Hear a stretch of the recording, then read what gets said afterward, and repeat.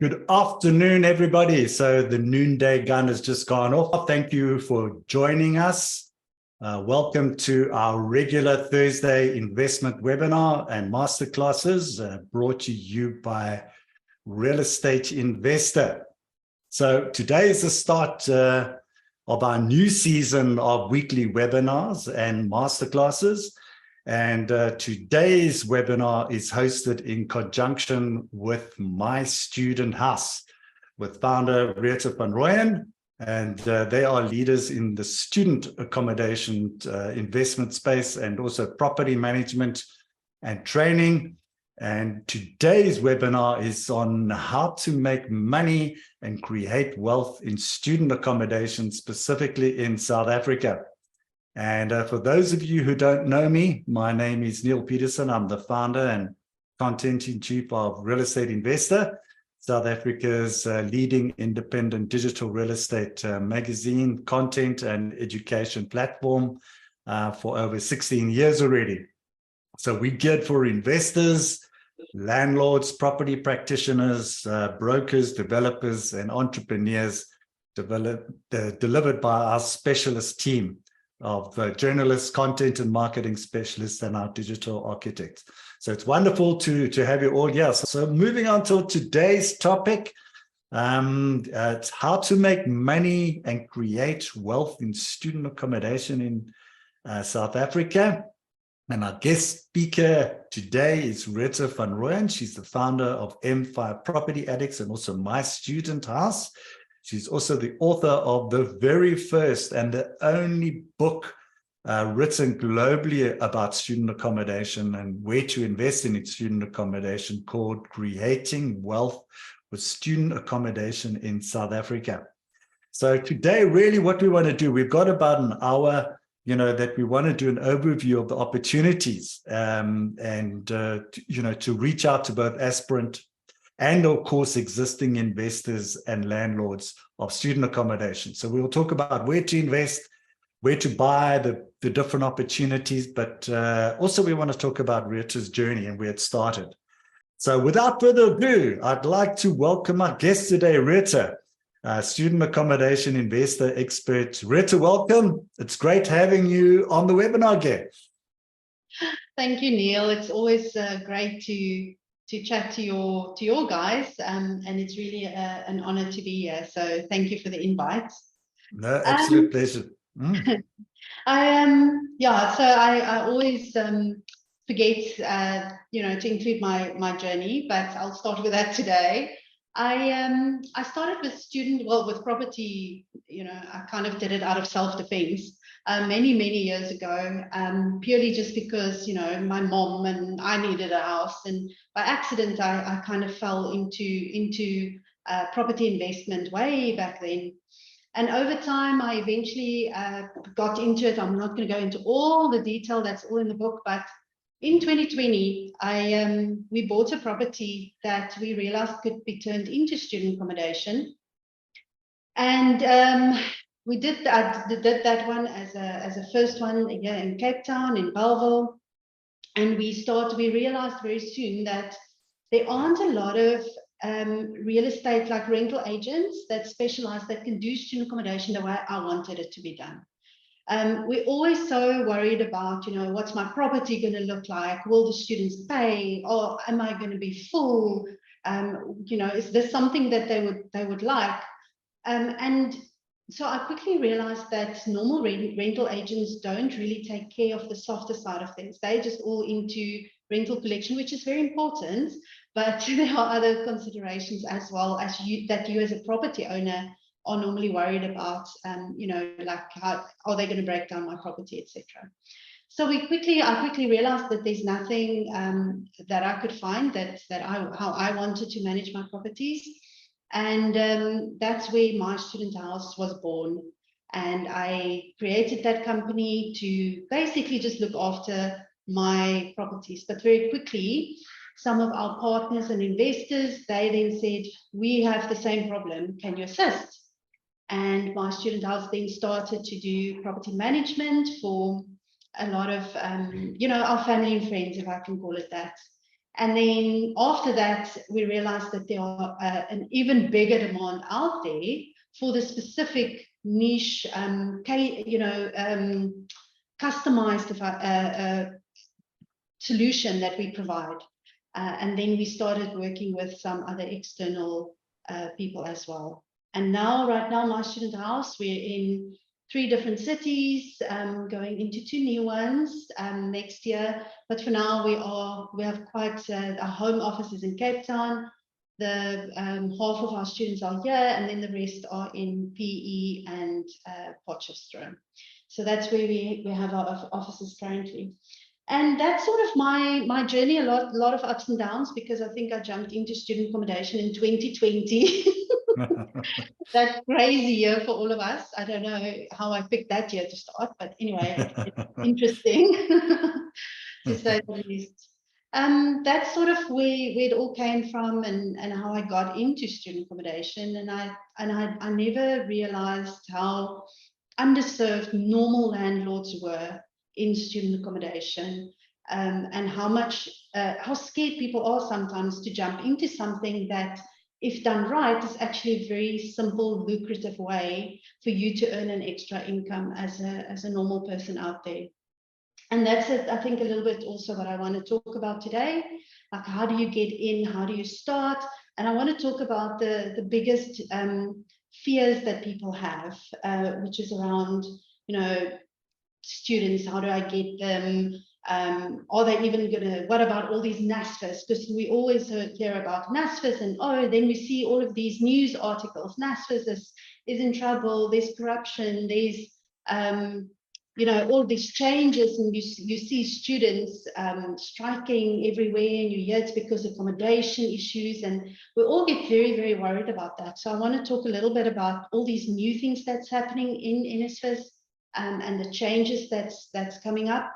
So if you already have a property and you're wondering and you're worried about what's going to happen with these changes that are coming in, I'm going to try and touch on 2 or 3 of the biggest points, but I think it's just too much for 1 hour.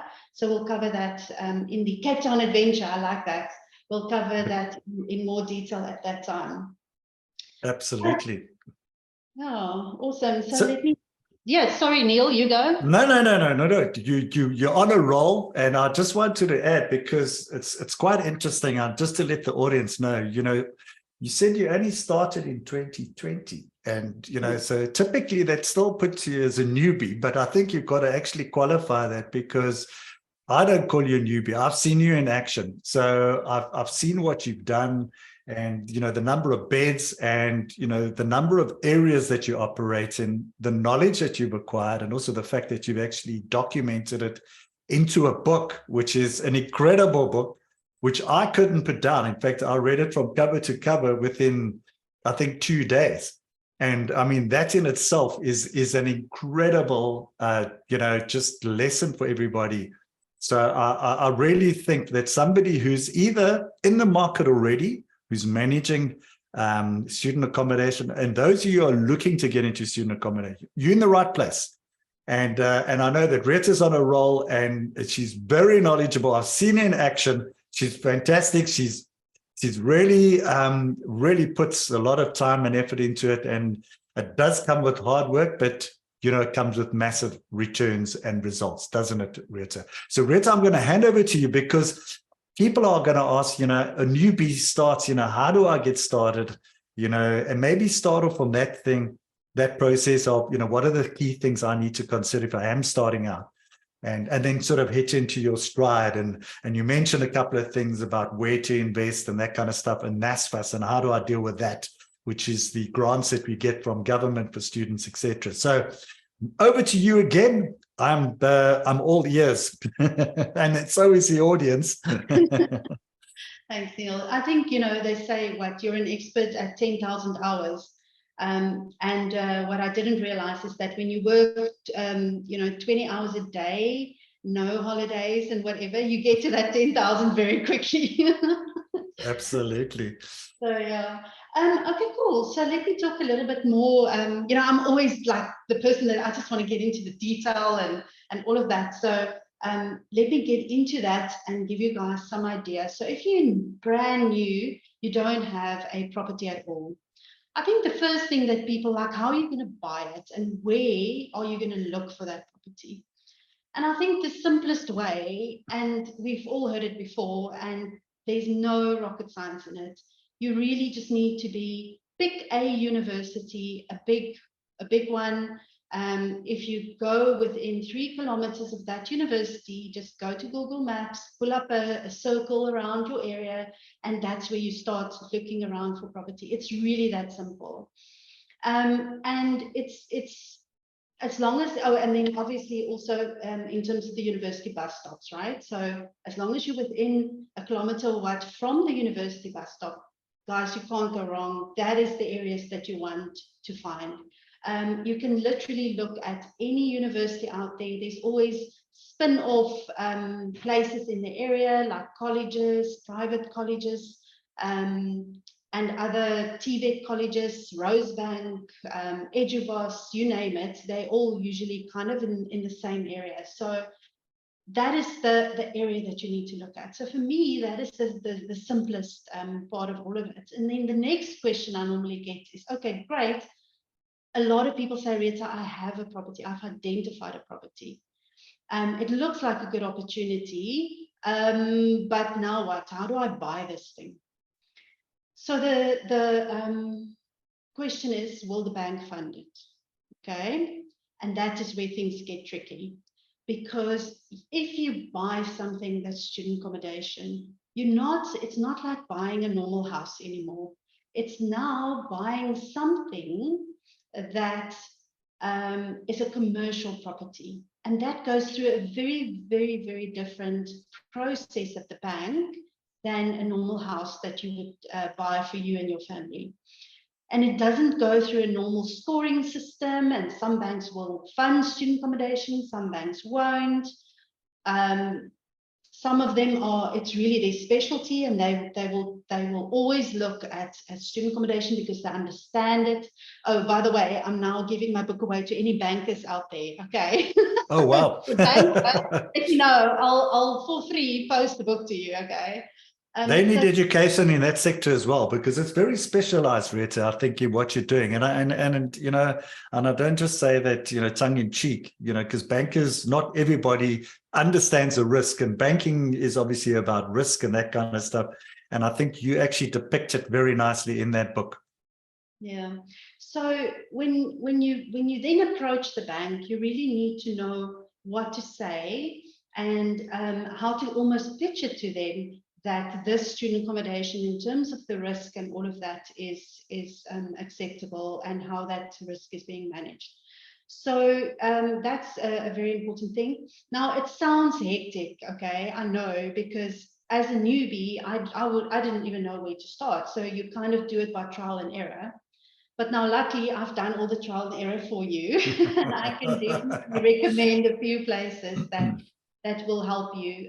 If you're in Cape Town, in any CBD areas, but you can check on the website. TAF is a really good place to start.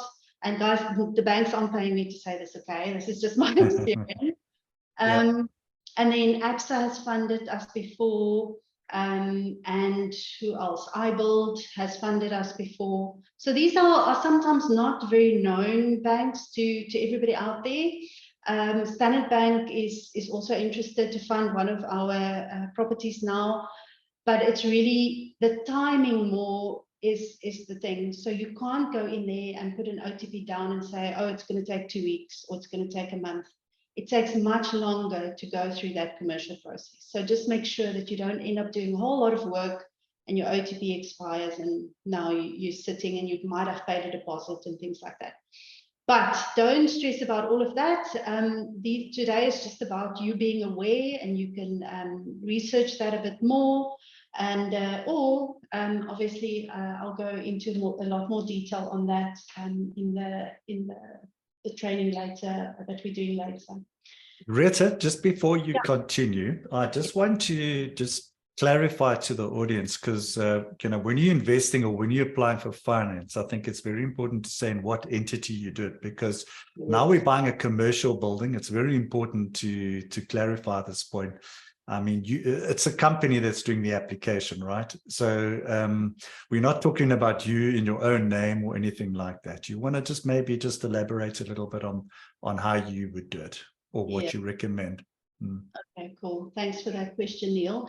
I think it's a very important question because it kind of determines everything going forward. It determines how much tax you're going to pay on that income. It determines how easy it is to sell that business now that you've created for yourself, right? You can do it in your personal name, but not something I would recommend at all. If you're currently on 40% at work, then your income on that is also going to be charged at 40% that you have to pay over to SARS. So I always do my student accommodation in a company, in an entity. If it's a big enough property, I'll just do one per property. Some of the banks, in any case, you have to do it. You don't get a choice. So just be prepared for that in any case, to do the registration in a company. Even a brand new company, you can still get funding. You don't need the 2-3 years that you always hear from people. Some of the banks prefer a brand new thing that's never traded before. So don't let that stop you in any way from going and getting your funding for your property. If you have an existing property then that you already own, then you can always go through the same process to withdraw some equity or just, from that property as well. So that's around bank funding. And then I wanted to, now you've got the money, you've got the property, are there enough students? Am I going to fill my place? I think that's the next thing. And I always say every single year, if you follow the stats, you'll see that every year there's another 100,000 students or more, new ones coming in on nsfas, private students. Guys, we just keep on having babies, right? And they keep on wanting to go to university. So your demand is always growing in that space. And literally, people cannot, at this stage, the government is trying to build more buildings. The universities are trying to build more buildings. And they just cannot keep up with the growth, never mind the backlog of people that are there currently. So I did, we had 1,000 beds that we needed to fill. We had 10,000 inquiries and 8,000 applications this year. So it's absolutely crazy. We have a long waiting list of people that we couldn't help because we just didn't have enough beds that we could put these kids in. So that is, so there's demand. So I think that's quite important. It's massive demand, and I think that to the audience, there's a few sort of low-hanging fruits and opportunities in investing at the moment, and definitely student accommodation is one of them. So what you've just said, Retha, says that there is massive demand, which an opportunity, and I know you're also going to elaborate a bit more on nsfas. The grants you get monthly, the student grant, and how they pay it, and how it varies from area to area, from university to university, from institution to institution, whether it's a college or whatever it may be. So, maybe in that context as well, I think it's also important to know those details as well. Yeah. And, we always hear about nsfas, and some people say, well, I'm only going to do private students. And other people say, no, I only want to do nsfas students. And there's no right or wrong to that at all. You can do whichever one you prefer. You just need to set up your systems and your property to cater for the type of students that you want. All right. And we're always talking about the missing middle of students. There's a whole lot of students qualifying for nsfas, and then you have parents that can afford to send their students to university themselves, and then you get the middle bracket where those parents can't afford to send their kids, never mind getting them to stay in some fancy place, but you're also on the lower end, on the low income end, they don't qualify for the NSFAS bursary. So there's a huge untapped market in that space.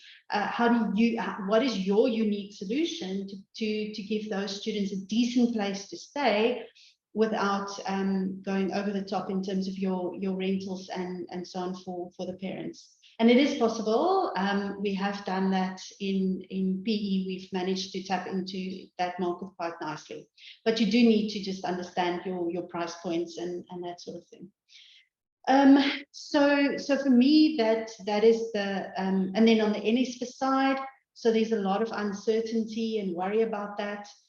This year, it's simple, okay? For me, you can simplify all of this really. So the one thing is that you need to understand that if you're dealing with NSFAS students, you have to be accredited.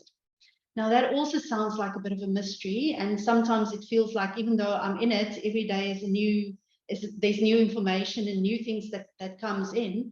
But it's fine, because once you're in it, there's always just your basic norms and standards. Comply with that, and the rest is just bells and whistles that you can add on and take away. All right. So basic norms and standards are the things that you need to study up on. It's available on the internet.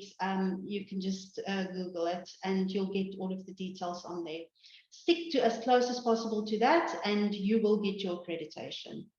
Now, what are all the, how it used to work, and it's still working like that. We're not sure for how long. I'll explain the changes now, is that accreditation in the past was always done by the university. So people say, oh, you need nsfas accreditation. Yes, but the university actually performs the tasks.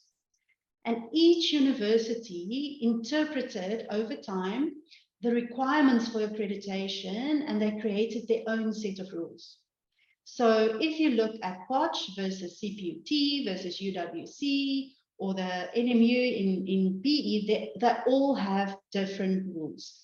And they give a grading. So the closer you are to all their criteria, the better your grading. Okay. Again, logically, basic norms and standards to get you to a higher grading. You're looking, come on guys, what's the biggest issue in South Africa right now? Which I just had, power. So how do you solve that problem for your students? Do you have solar? Do you have gas? How independent are you from just using electricity? Water is becoming an issue everywhere as well. Do you have water tanks? Is it integrated into your property? You don't have to have it, but it's just to get you to a higher grading, which results in more income for your property. But I always say, when you do your numbers, work on the lowest level, and if the numbers work, go for it. Okay, don't do your numbers, and if it doesn't work on the highest, you're in trouble. Don't do that property. Okay. So that is the accreditation. Now, what's happening next year or this year? They're busy rolling out accreditation, but done by nsfas themselves. In the past as well, because the universities did the accreditation, nsfas will pay the money in bulk from Treasury, goes to nsfas. nsfas pays it to the universities, and the university pays the landlords. Okay. Now that whole process is changing, but they're basically cutting out the middleman, which is the university. So instead of the money going from nsfas to the university, it goes straight from nsfas to the landlords. Okay, that's what they say they want to do. And they also said they want to pay monthly, which I think for any student accommodation landlord, that's like, manna from heaven, because you're always waiting for that money, right? Yeah. I don't think it'll be, it will definitely not be from February. It will be from April, when the students then start getting their allowances. They will also get their accommodation paid for, which is great, because then some universities that we know have issues where you get your payment. Last year, some of them, we only got payment in August for the first time. So all of that won't be an issue anymore. It'll be done by nsfas. That's the positives of it. The negatives, how quickly can they accredit you? Are they changing any of the criteria? We're now working with a government institution. There's nowhere for you to just go and, I like to go camp at the university if I have issues. So now, how do I do that? I don't have that interpersonal relationship anymore. It's kind of handled by a call center, which is not always, the best thing. So there's pros and cons to both of these. And we'll have to see how it plays out. People are at the moment, we're busy submitting all our buildings. Some of the buildings we already had inspectors that came out, and we'll see now what the outcomes will be for those buildings. But so far, so good. I'm actually quite impressed that they managed to appoint so many accreditation companies. They outsourced that, by the way. But I'm actually quite impressed that we've had inspectors at the properties already, and it's only May. So yeah, so we'll see how that works out in the long run. I'll just be happy to see money monthly right now. Yeah, so I think you've actually just shared some of the risks and what have you. But what I want to do is just go back to obviously what we initially said, where to invest. Now we touched on the sort of the student demand. And, I was fortunate quite recently, thanks to your sort of guidance, Retha, I went to go inspect a couple of student accommodation, both in Cape Town and also in Port Elizabeth. And I must say, just from, not having the sort of know-how as you have in this particular sector, I was absolutely blown away by some of the quality of properties that you can get. I mean, if you had to build that property from scratch, you're going to have to pay a lot of money to build these buildings. And I think maybe this is where, and what I'm alluding to, and I think we all think that we need to build something from scratch to put it up, unless there is massive demand. I'm not saying that's not an opportunity, because I know one of our guests today, Luyola, has a massive opportunity to build something from scratch. But let's just talk a little bit about how you would go about sort of selecting an investment, because I think it starts with existing buildings. Do you want to elaborate a little bit on that? Where to start and investing and how you would go about that. And I just want to remind the audience again that at the end, people have asked, how do we register for the program? We're going to give you links and everything. We're doing a live bus tour on 12 o'clock with Retha. She's going to take her around to all the Western Cape student accommodation, to even her student valley where she's working. And she's going to take us to all those different, we're calling it the Great Student Accommodation investment adventure. So it's a great opportunity. It's going to be on Friday, the 2nd of June from 12 o'clock is the bus tour, and the masterclass, it's live along with Retha and ourselves. And that is on Saturday, the 3rd of June. We've got a special offer for you at the end of this program, where we really take a deep dive into really getting into student accommodation as an investment opportunity. I think it's such a low hanging fruit, such an opportunity, and we really grace with our presence with Retha on her knowledge. So Retha, where do you go? How do you look for those properties? So you can definitely look for an existing building. I like to do office to student accommodation conversions, because they are the offices are already set up. There's normally bathrooms anyway, and you can just literally add showers, and you're almost good to go. And potentially there's a kitchen area which you might just need to expand. So I love to do that's my favorite strategy, to do office to student accommodation conversions. And that's also, it's quick to do. And your zoning, which I haven't even touched on. Oh yeah, zoning is, it's the easiest way to get zoning that already potentially, because it has a business zoning, you can do student accommodation immediately. Otherwise, it could take quite a long time to get all of that in place. So that's one of my personal favorite strategies. I like to do things that are existing already, because there's a deadline. There's always a deadline with student accommodation. You want to be ready for the intake, which happens at from around about mid-Jan to end February, mid-March, if you're pushing it a bit. That is your intake period, your golden period to have your property ready. But you obviously want to start marketing before that. So have it ready in beginning of December, so that you can take photos, show people around. and that sort of thing. So I like to have things that I know is ready, because I don't want to miss my intake. The benefit of doing a development from scratch is you can do it the way you want it to be done. You can have all the nice fancy things. So if you want to do a very upmarket student accommodation development, there are some people doing amazing things out there when it comes to developments. They're going green, they're talking about a zero waste emissions, whatever buildings, all of these fancy things. And you can have your room sizes just perfect. You can have a gym, you can have the laundry set up, whatever you want. But if you do a normal building, obviously you still need to do all of that, but you need to just be a little bit creative in finding ways to incorporate that into your normal building. If you do a commune or a house, there's the zoning to always think about, and to make sure that you can get the zoning that you want. And then my other personal favorite is flats, a block of flats. So if you have a block of flats, that is gold right there. Put out your normal tenant immediately and call me. So there's opportunity to hunt down properties as well for Retha, because she's very hungry to expand her portfolio. And you can also partner with you as well, Retha, because I know you like to partner as well along the way. Yeah, definitely. We are always willing to open up a new office.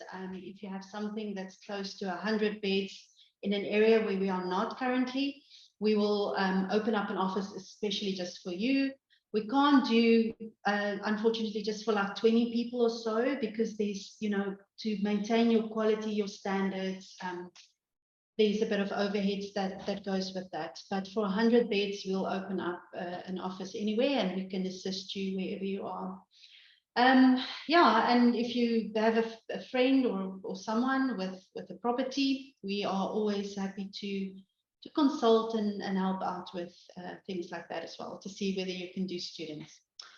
My mission in any case is, I want to get to help 10,000 students within the next 5 years.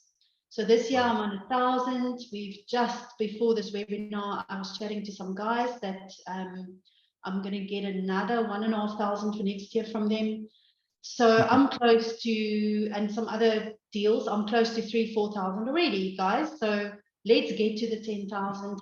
And for me, it's really just about helping more students out there and getting them out of these slumlord places. I don't want to ever see a student living in overcrowded, horrible situations. I don't know how do you even study? What's the point of being there? It's a waste of time in my view. And if I look at the amazing kids that we've seen come through our doors and how they've grown and the leadership positions they have in the houses now, I'm like, there's for me, the future of South Africa is in good hands, but it's up to us to make sure that they get the necessary support. And that's what talks to my heart, and why I'm doing this and pushing so hard to get more beds in our company. But anyway, so back to the nice stuff of making money. So definitely, you would have seen also, if I talk a little bit about new things, there's now a capped rate for accommodation that nsfas has. They have capped your rental income, but there's also opportunities in that, right? So if you look at, and it's very easy, you just go to the news article headlines and you'll see the universities where the students were really protesting because they couldn't find places to stay. Why? Because they were used to getting 7,000-8,000 a month or 80,000 a year, and now it's been capped at 45,000 a year. And now those students literally had nowhere to go. But within that, there's now opportunity that's been opened up, because not only did they cap it for people that were overpaid, they actually lifted the minimum amount that they used to give for TVET students to also be 45,000.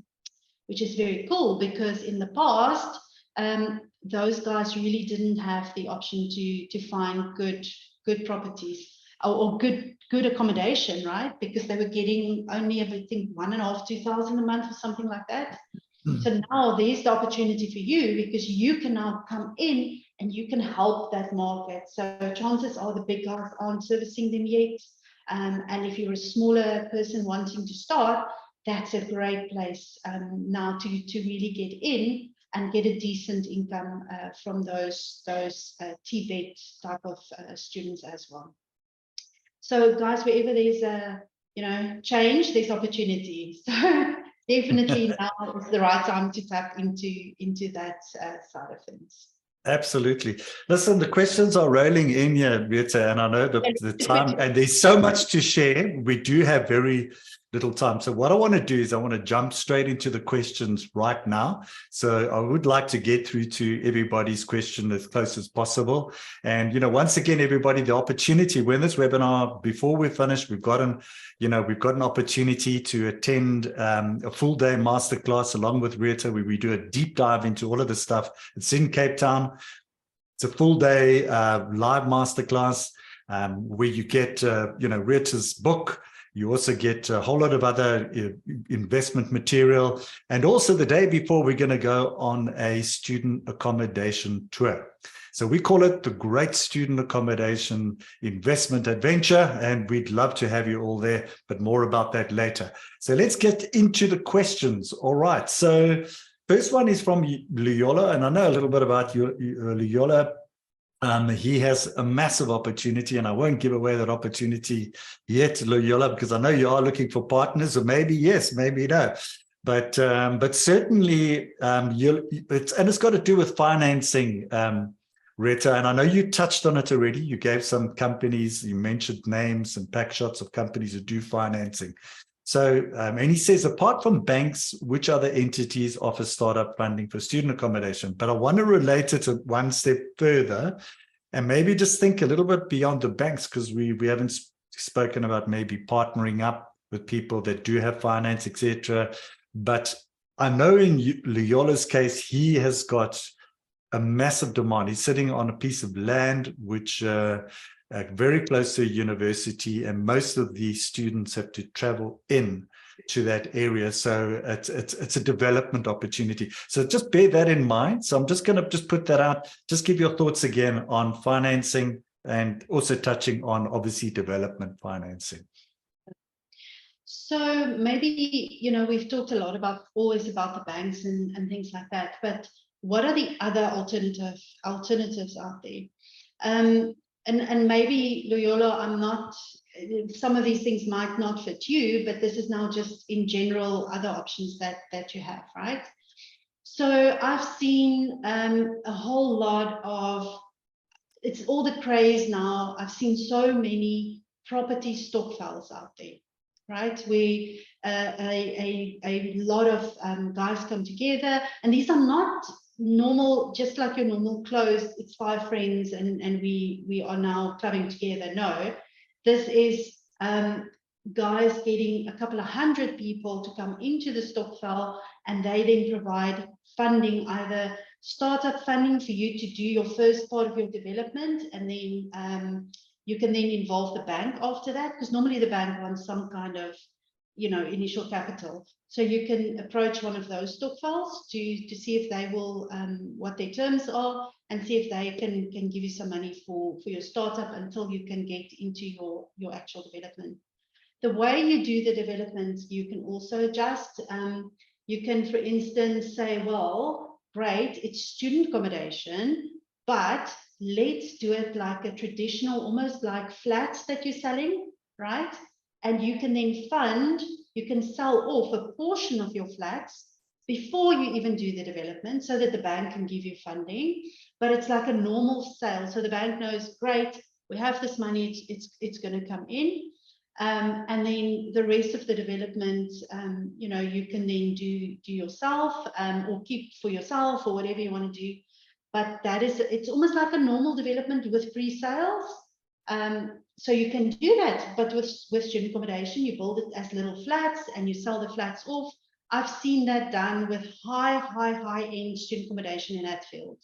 That is how they do it. So why not with smaller units that might be more affordable? So that's another option that you can look at. But somewhere along the line, you are going to have to put up some kind of equity in the process. So those are two of the options outside of the normal banks. I know there's also back last year it was Section 12J was stopped, but there are still a lot of Section 12J companies out there that have said that they are going and they're doing student accommodation only, which was one of the categories you could choose under Section 12J. And maybe some of those guys have made some money now and they want to expand. So there's also those guys that might invest in something like that. So yeah, so I don't want to go on forever, but those are three of the other options. Great. Fantastic. All right, thanks. That's well answered. Right. So we got a question from Timbisa. And now Timbisa's just had her first property transferred at the end of November 2022 and started getting students from January 2023.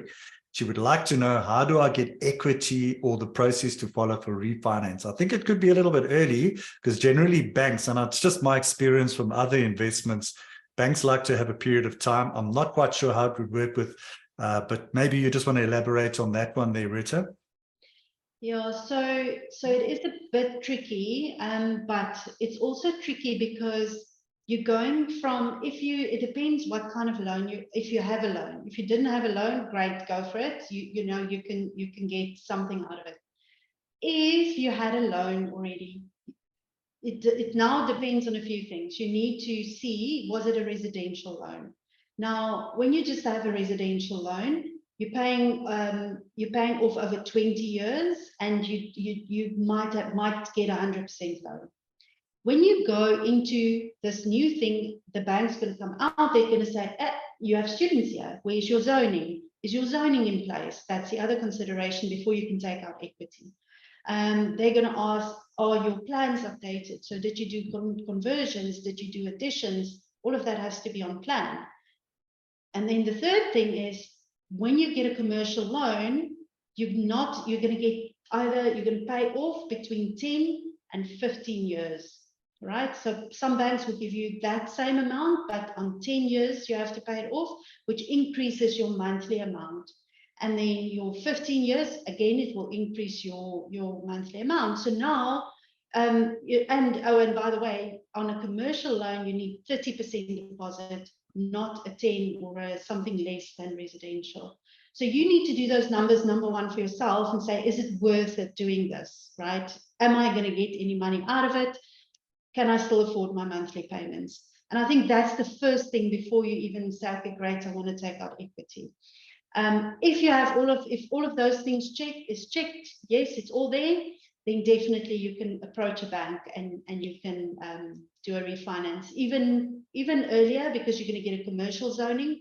As long as you have a track record of income, you can go to the bank and refinance. Wonderful. Great. Thanks very much for that, Greta. Still lots more to come over here. We got here from Gerald. He says, if we talk about student accommodation, and I think you did touch on this a little bit later, are we only talking about universities? Certainly not. But we in a compact area close to the university. What about private institutions like Stadio, Intech, and private colleges? How important is location? So double-edged one. So maybe just elaborate. I mean, you did sort of touch on that before. Yes, definitely. We love to be close to Rosebank, Stadio, Eduvos. There are so many, the international hotel schools, Sky Aviation. There's just so many of them. CPUT, you know, all of those, Varsity College. Not private, but yeah, so there are a lot of them, and they are definitely worthwhile. We have one house that's just full of Stadio and Eduvos students, and it's good to have a mix as well. You know, I prefer a mix of NSFAS and private students anyway. Okay, perfect. Great. So Tabani's just asked, who pays for the NSFAS accreditation and how much is it? And good question. Good question. Always important to know. So the landlord pays for the accreditation. Each university has their own percentage. I think we paid 2.5% for Porch last year of your annual income that you pay for accreditation. And now on the nsfas accreditation, they have a sliding scale. I think it starts at like 100 or 200 per student, and depending on if you have more students, the amount is lower. Less students, the amount is higher. I think it goes up to like 500 a student or something. But yeah, the landlord has to pay for that. Okay, excellent, great. Okay, then from George, on office conversions, are you using the same office partitioning for student accommodation as well? And surely these do not comply to the fire regulations needed for accommodation. Yeah, I was going to say, before you got to the fire question, I was going to say, the fire compliance is very, very important. And you need to get a fire expert to give you advice on that before you do the actual, just to implement it. Yeah, definitely a thing. Okay, great. And then also from George, I think, and you know, a lot of people don't realize as well, Retha, is that you've got an appetite for actually managing student accommodation, and you geared up for that. Your business is geared up. I mean, you mentioned 10,000 beds and you want to grow, and you're taking on a lot of landlords who are owners, landlords who don't want to actually do the management side of things. So George asked, what is your management fee? I don't know whether you... No, I mean, I'm happy to answer that question. So normal rental agents, we charge the same amount. We charge 10%. I think some other rental agents you can push down to a 6 or 8. I'm not going to do 6% ever. It's too much work. Okay, that's not going to happen. So we look at 10%, and then we also have an option on maintenance and doing all the labor and whatever else is required for maintenance, and then you pay an additional 5%, and that's basically what we charge. Okay, and I think it's not just the charging. I think you're taking off quite a burden from a lot of the property managers, because there's a lot of landlords that do outsource their property management, but there's not many student accommodation specialists out there that actually do what you do in terms of, you know, dealing with the nsfas, you know, payments and all that kind of stuff. So, and I think that's a point that we've got to make. There's not many people that specialize. It's a whole different game. And I know there's a lot of landlords that just do, they say, please take away that property management function. I mean, I'm sure that's been some of your experience there, Retha. Yeah, and I think definitely, you know, it sounds, I think there's a lot of hidden benefits that we offer, I guess. And one of the things is like accreditation. So we'll run the full process for you. We'll get all your documents all submitted. We'll deal with the inspections and all of that. All the neighbors complaining if ever. We have a house committee, a disciplinary committee. We've got house rules that we bring in. We are now literally implemented all the process, procedures, rules, everything that a UCT res runs. We've employed somebody that was a UCT manager before, and he's come in this year and he's implemented all of those same procedures for us on our properties. No matter how big or how small, you have the same processes that a UCT res has right now. Okay, great. Okay, I want to just go to everybody and offer them I think it's very important now to sort of share with everybody about the upcoming event that's coming on. It's a student accommodation investment adventure and masterclass course with Retha and REI. And really, it's your roadmap to creating wealth in student accommodation. And as I mentioned earlier, it's going to be on Friday, the 2nd of June. And that is for the bus tour. That's the student accommodation bus tour, which will take most part of the afternoon. And that would be led by Retha herself. She will going to take you on site to typical examples of accommodation that you would like to look at or investing and actually see it firsthand. And I think as an investor, that's what you want to do before you invest in something, particularly in student accommodation. You've got to be on site. It's not something that you buy sort of online. It's something that you need an inspection to look at that opportunity. I'm sure you agree with that, Retha. And then, of course, we've got a live masterclass, which is on Saturday, the 3rd of June, and that's from 9 o'clock to 5 o'clock. Also includes a light lunch and also it also includes a free book with Retha. So for the whole student accommodation, it starts off with the student development bus tour. So we're going to all hop on board a bus and we're going to discover the secrets to the successful investing in Cape Town in particular, and also look at the best properties, and also network with other investors. I think that would be, the bus leaves at 12 o'clock sharp from, that's the address over there if you're interested. And then the live masterclass. And as I mentioned earlier on, it's going to be a deep dive into the key questions and not only the questions, but also insights as to how you can achieve success in student accommodation. So, so it'll be a full day of live instruction, hands-on learning. We'll include a light lunch, a free copy of Retha's book, as I mentioned, and really it is a lifetime opportunity. And that's not at 12 o'clock. The timing is actually from 9 o'clock to 5 o'clock. So there is an error on there. In terms of the timing, it is from, and this is for the Saturday event, which is from 9 o'clock in the morning up until, and it's going to be at Institute of Estate Agents.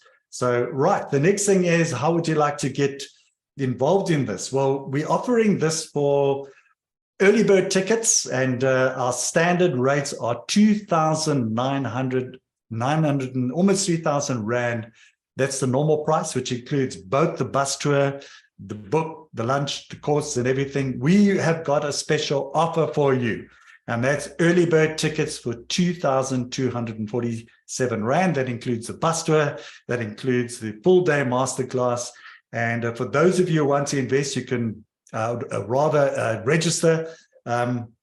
All you do is you can actually just take a quick shot of this link over here on the QR code. It really is a once-in-a-lifetime opportunity.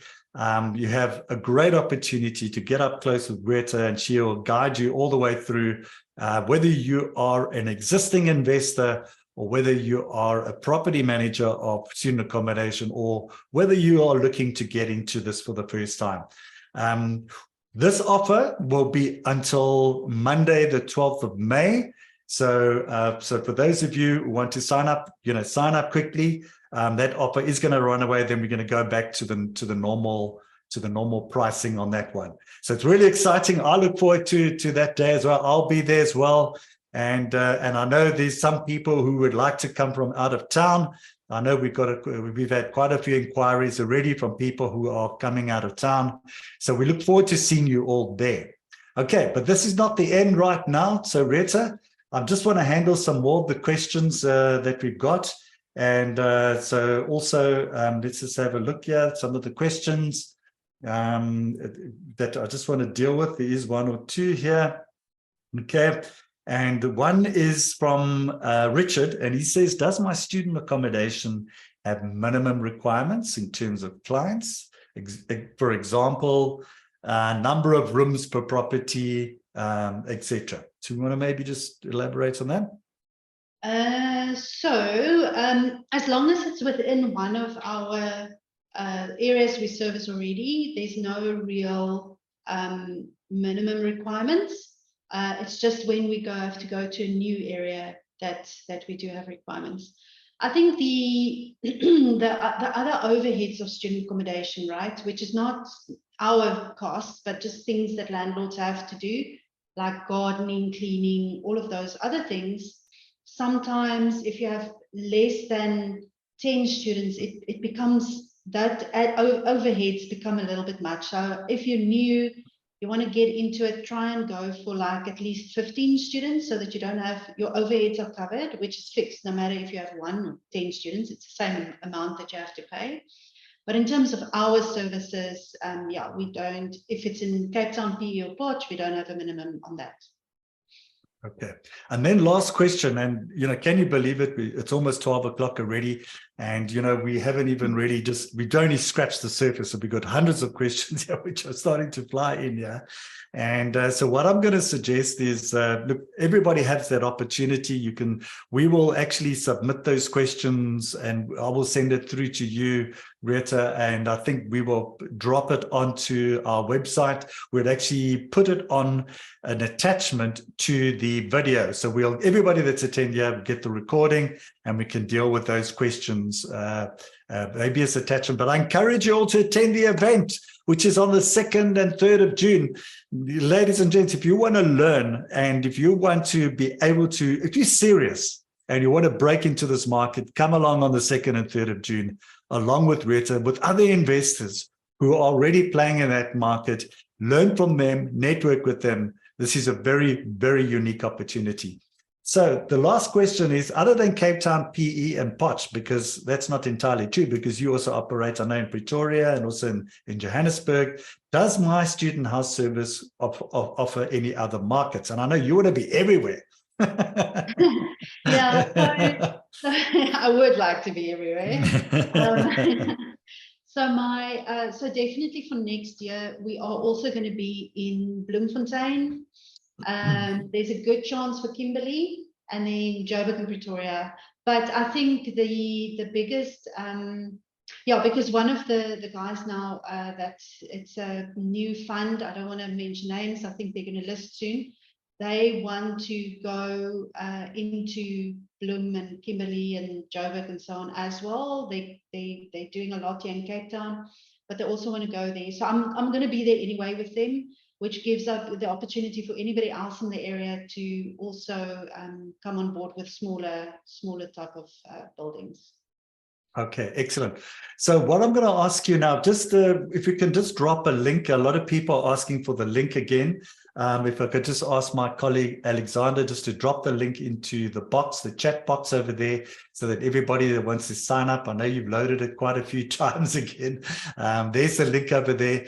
We'd love to see you there. We'd love to have you sign up. As I mentioned, you're going to get a bus tour. You're going to have a full day masterclass along with Retha. You get a book, lots of material, networking with like-minded investors at that event. And we just haven't managed to answer all these questions.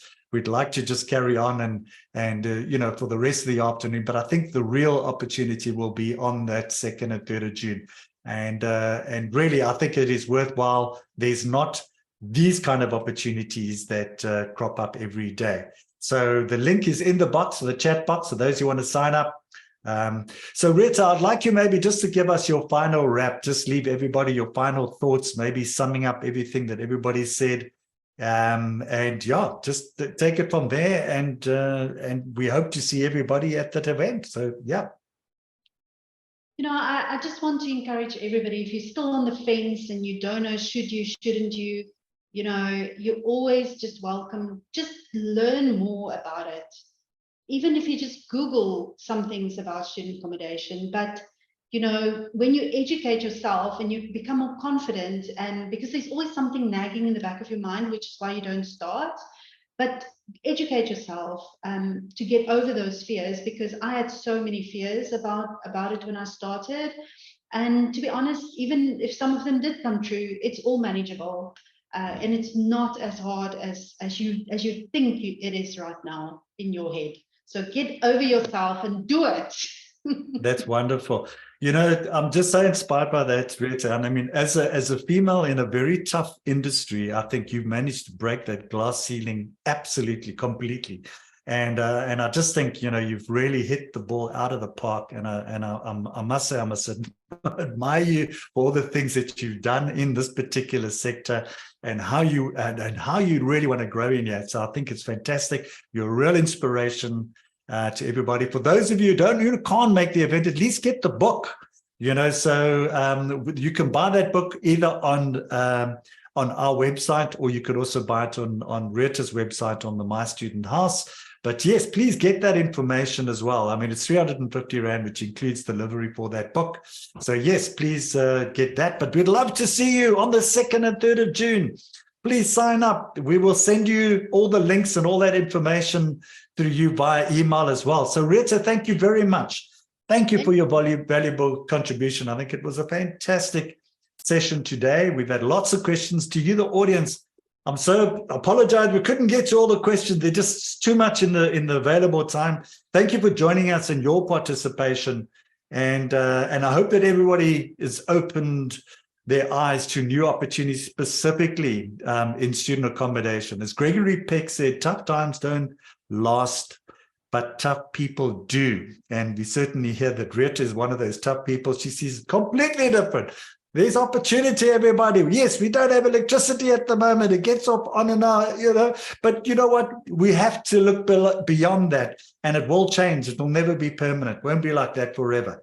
So yes, get up, make it happen. So thank you very much, Retha. I just want to end off to say, first of all, don't forget about the 2nd and 3rd of June, the live masterclass and the bus tour. And then, of course, next week is our webinar at the same time, because our new season has started now. And it's next Thursday, same time, the 11th of May, from 12 to 1 o'clock. And that's from local to global, how to structure your South African business and property investment for international success. So that's a whole different story.